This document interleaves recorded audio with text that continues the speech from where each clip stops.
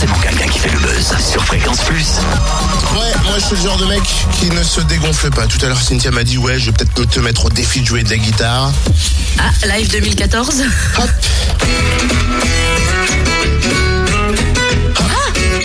Non, Totem, tu joues avec 3 doigts? Eh ouais, selon la méthode du maître du genre Django Reinhardt. Incroyable.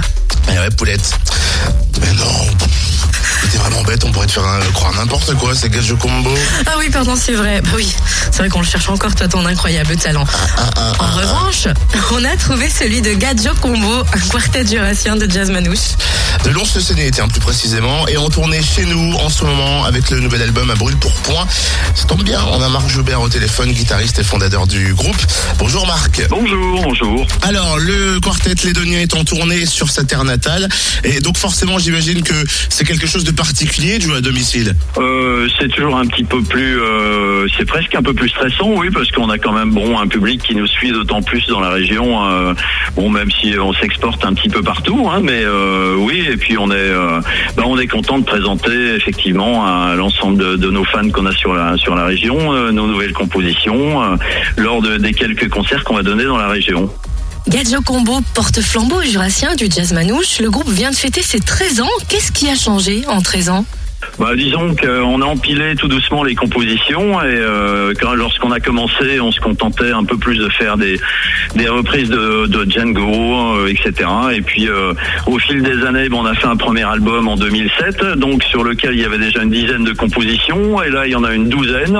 Donc on peut dire que sur un concert, on peut jouer pratiquement notre propre répertoire. Voilà. Alors c'est ça. Ce qui ne nous empêche pas d'ailleurs, pour contenter aussi le public, de faire les incontournables de Django Reinhardt et Stéphane Grappelli, bien sûr. Bien sûr, et on vient de parler du deuxième album, à brûle pour point.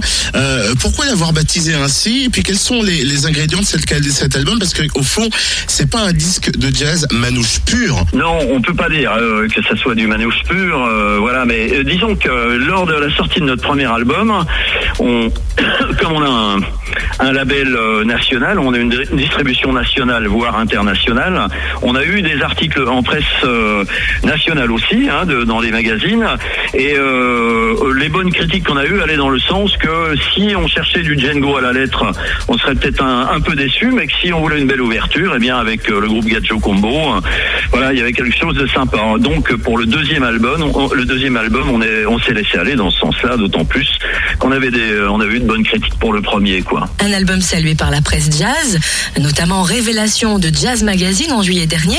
Qu'est-ce qu'on ressent quand on lit ça? C'est une récompense? Ça conforte dans le choix de l'évolution de sa musique? Certainement, d'autant plus pour moi qui viens plutôt du rock'n'roll et qui avait tendance à être un peu chambré par les par les gens qui jouaient du jazz dans le temps, en nous traitant un peu de sous-musiciens, je suis toujours autant amateur de rock'n'roll, mais je suis pas peu fier maintenant effectivement d'avoir un article comme ça avec notre groupe dans Jazz Magazine, bien sûr. Alors on parle de tournée, on parle de la commanderie, mais n'oublions pas le 25 octobre à Salins-les-Bains, à la salle Notre-Dame, une très très belle salle en plus, un lieu très particulier.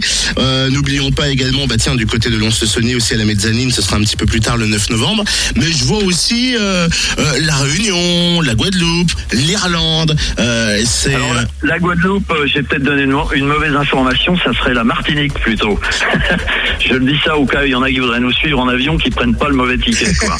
Et ça c'est prévu, première semaine de décembre, on croise les doigts, on n'a pas les billets d'avion, mais c'est bien parti, quoi. Alors la Réunion, la Guadeloupe, ça vous inspire quoi d'aller là-bas à la rencontre d'un public qui est pas forcément à portée de main? Non, c'est déjà une aventure formidable qui, grâce à la musique, permet de faire des voyages et non pas en touriste, mais en arrivant déjà avec des gens qui vous attendent, et forcément on y rencontre des personnes. On va tout droit un peu à la rencontre de gens intéressants, et on y est allé 2 fois avec mon collègue guitariste là. On n'y est jamais allé au complet, mais on va y retourner très prochainement. Normalement, c'est très très agréable, bien sûr, quoi. Oh oui, ça m'étonne pas. Merci beaucoup en tout cas Marc, et vous suivez l'actu de Marc et de Gadjo Combo sur le net www.gadjo-combo.com, où la page Facebook du groupe est également disponible.